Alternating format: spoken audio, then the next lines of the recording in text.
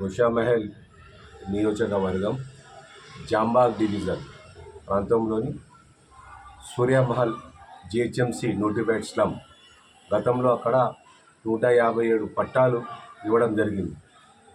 రాను రాను వారి యొక్క బలహీనతను ఆసరగా చేసుకొని కొంతమంది భూ కబ్జాదారులు వారిని లోపరుచుకొని పట్టాలను స్వాధీనం చేసుకొని అక్కడ రెవెన్యూ చట్టాన్ని కాదని, జిహెచ్ఎంసి చట్టాన్ని కూడా కాదని, అటు జిహెచ్ఎంసి ద్వారా కన్స్ట్రక్షన్ పర్మిషన్ లేకుండా, మరి కలెక్టర్ కార్యాలయం నుండి ఎన్ఓసి లేకుండా బహుళంతస్తుల భవనాన్ని కొంతమంది అధికారులు, కొంతమంది ప్రజాప్రతినిధులు, కొంతమంది రాజకీయ బ్రోకర్ల సహకారంతో వాళ్ళు నిర్మించడం జరిగింది.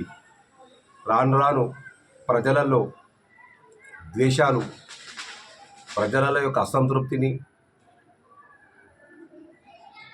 తోటి మళ్ళీ సంబంధిత అధికారులను సంప్రదించడం జరిగింది. అక్కడ జరిగిన అన్యాయాన్ని తక్షణమే పరిష్కరించి పేదలకు, నిరుపేదలకు, ఇండ్లు లేని నిరుపేదలకు అక్కడ ఇందిరమ్మ ఇండ్లను కేటాయించాలన్నటువంటి డిమాండ్ సర్వతా వినపడుతున్నది.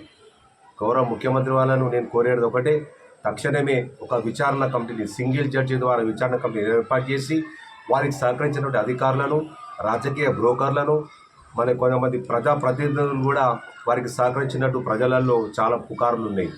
ఇవన్నీ నీకు తెలిసాలంటే తక్షణమే ఒక విచారణ కమిటీని వేసి మళ్ళీ ఆనాటి అధికారులు ఇప్పటికీ సర్వీస్లో ఉంటే తక్షణమే సస్పెండ్ చేయాలి. ఒకవేళ రిటైర్డ్ అయితే కనుక వారికి రాబోయే పెన్షన్ కూడా ఆపేయాలి.